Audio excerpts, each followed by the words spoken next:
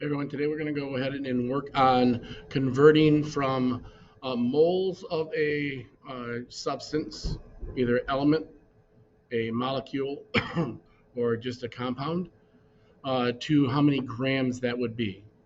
Okay, so it's molar ratios or molar mass is what we're actually trying to do here. So let's go ahead and start and let's look at how to explain how to do it. So here's a typical question.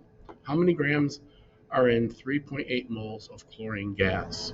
So again, we are converting. So as always, when we convert, the best thing to start off with is the number that we have in the problem. So we're going to put in 3.8 moles of chlorine gas in the sample chlorine. Excuse me. Now we got to remember, we always have to ask if there's an element by itself, is it diatomic? So is chlorine diatomic? Let's look at our periodic table. Chlorine is right here. So yes, it is one of these 7 elements that are diatomic. So that means we have to put a 2 there because that's what chlorine is, chlorine gas. Okay, we're going to go ahead and put our times, our time symbol, and then a line, and then we're changing that to grams, and we have down here we have to have moles, and so when we do molar mass, we always do 1 mole. So we got to figure out how much 1 mole weighs. So we're going to put 1 mole of chlorine gas, and let's figure out how much that weighs. Well, this is how we have to do it. So let's go ahead and over on this side, we're going to put in chlorine gas. We know that chlorine gas is Cl2. So chlorine is right here. It is 35. Okay. So when I go back here, I know that chlorine is going to be 35 for the chlorine.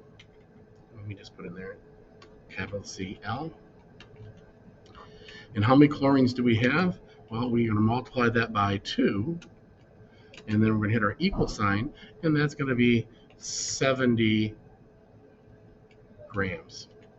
Now we can do it in a calculator. Up here, 35 times 2 equals 70. So this number here, and this is how we have to show the work for molar mass, is going to go right in here. So I'm going to put 70 grams right in there. I'll get rid of my everything else here. And I know that this right here is going to be underlined. So I'm going to underline it. And then I'm going to tap this back. And we know that then we're just going to basically go over and do the equals. And I got to get rid of this underline there. And we're going to go ahead and do the math. So I just want to make sure that we know that we're going to get rid of our moles over here. As we always do on our conversion, whatever is on top and bottom, so we're putting moles on bottom, we're looking for on top. And so now I can go ahead and do the math. I'll do it over here in the calculator.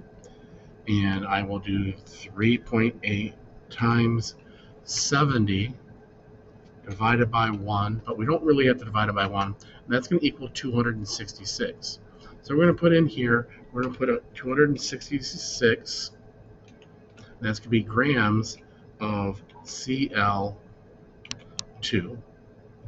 Now that's not our final answer because we have to round to 2 significant figures.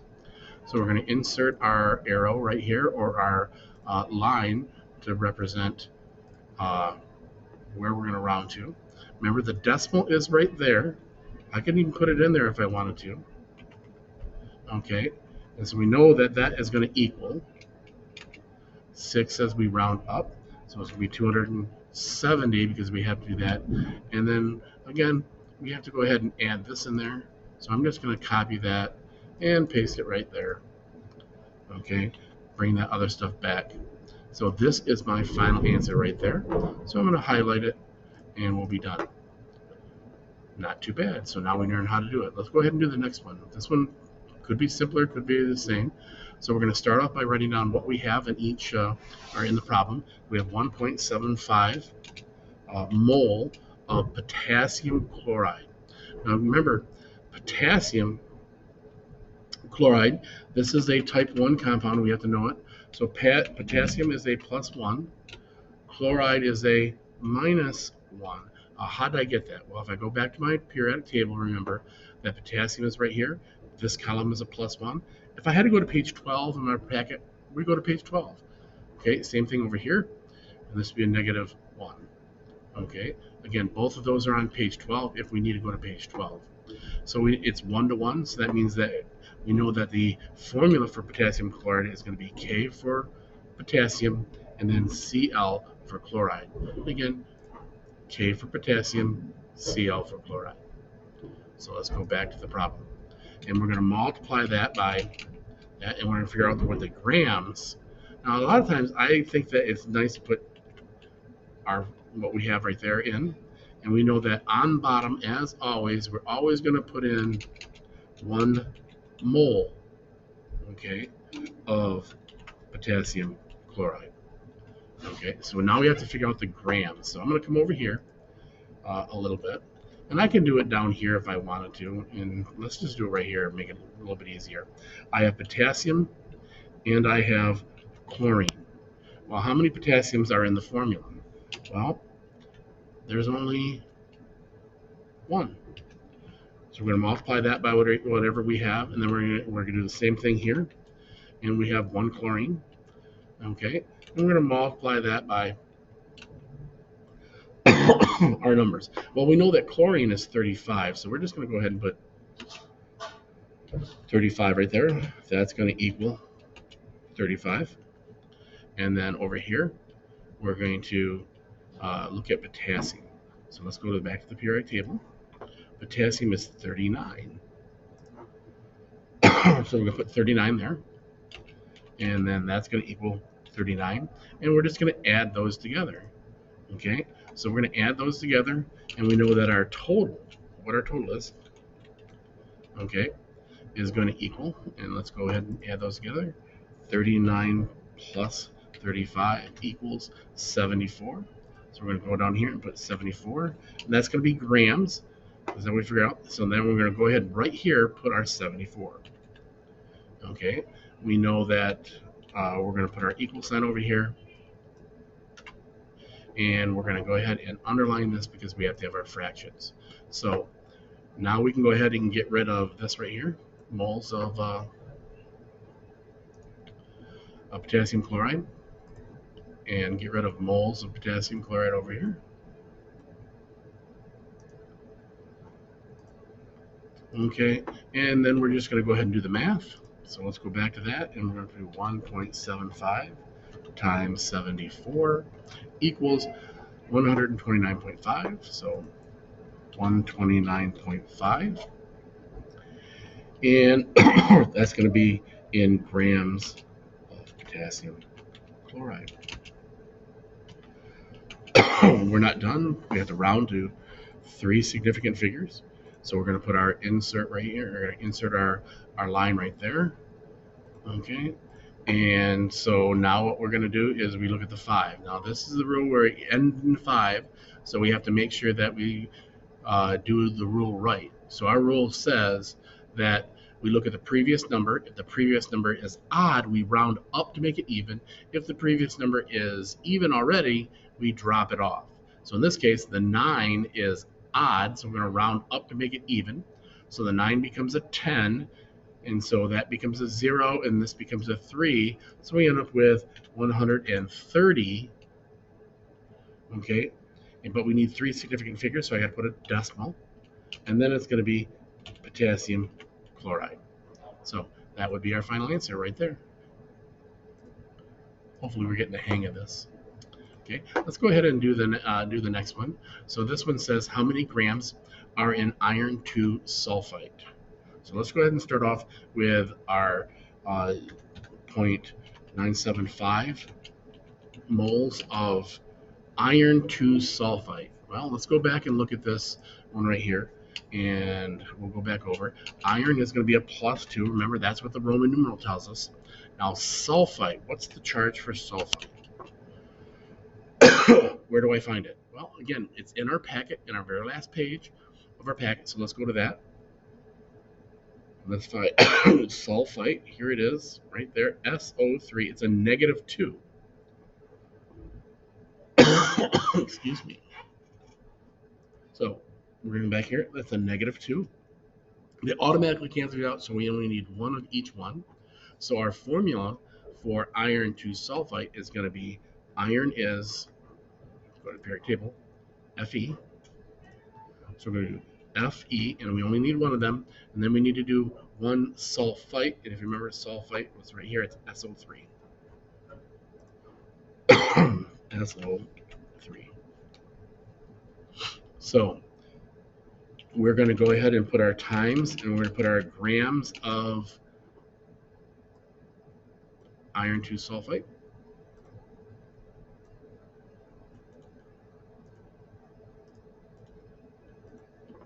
Okay.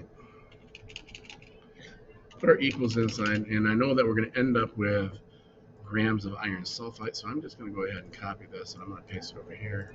We'll get back to that later. But I do need to know how many moles, that is equal to. We know it's going to be 1 mole of iron sulfite. So we're going to put that in here. We're going to paste it there, and I'll get rid of the G. There we go. And I know that I can put this right here as the underline, but we got to calculate what number goes here. So let's go ahead and put down what we have. Okay, so I'm going to come over here. We have iron. We have sulfur. Excuse me. We have sulfur, and we have oxygen. Well, how many irons do we have? Well, there's 1 iron. Okay, so we'll put 1. And how many sulfurs do we have? We only have 1 sulfur. So I'll put a 1 in there. And we have 3 oxygens. So we'll put our times. Okay, so now we're going to go ahead and look iron and find what iron is. The weight of iron, it's the large number of the box, is 56. So we'll go back here and put that times 56. This sulfur is right here, it's 32. Okay, put 32 in there. And then oxygen, well, I know what it is, but let's go to the and see what it is. Oxygen is 16. So we're going to go back here and we're going to put in 16. So we know that 1 times 56 equals 56. 1 times 32 equals 32. And 3 times 16, I think it's 48, but let's double check. Okay, so it was 16 times 3 equals 48. Okay, 48. Now we're going to add those together. So I already have 48 in here. So 48. So we're going to go plus 32 plus 56 equals 136. So I know that my total is 136 grams. Okay, so we're going to go ahead and take this 136 right from there, and we'll copy it, and we're going to paste it right here. And I'm going to make sure that I underline that. Okay, and so now all we have to do is the math. We're actually going to get our moles of this, so we're going to get rid of that, as always, and get rid of the one on top. Okay, strike through, and I'm just for purpose, I'm going to get rid of that. So now we're just going to go ahead and do the math. And I'm going to drop this down just so I can make it look at it just a little bit easier. So we're going to go ahead and put 0.975, and we're going to multiply that by 136. That's going to equal 132.6. So we're going to put that in here. 132.6 grams of that. We have to have it in 3 significant figures, so we're going to go ahead and insert our line right there. That will tell us where to round. The 6 says we round up, so we know that our answer is going to be, and I'm just going to make it easier for us. We'll just go ahead and copy this. I'll paste it over here, and then we'll go ahead and just get rid of this, and our 6 says round up, so that becomes a 3, and that's how we get our answer. Go ahead, and I'm going to highlight that to identify it, and we're done. There we go. That's how we did all three of those. Again, I would suggest that if you do it digitally, you put your things down here, but most of the time you're probably going to do it on paper or pencil. So, hey, as always, when we're done, if you don't know what you're doing, ask questions. Keep asking questions till you understand, because that's the best way to do it. If you don't ask questions, you can't learn how to do it. And one thing we want to be at Mohawk, we never give up. So, hey, as always, go Mohawks. Nelson.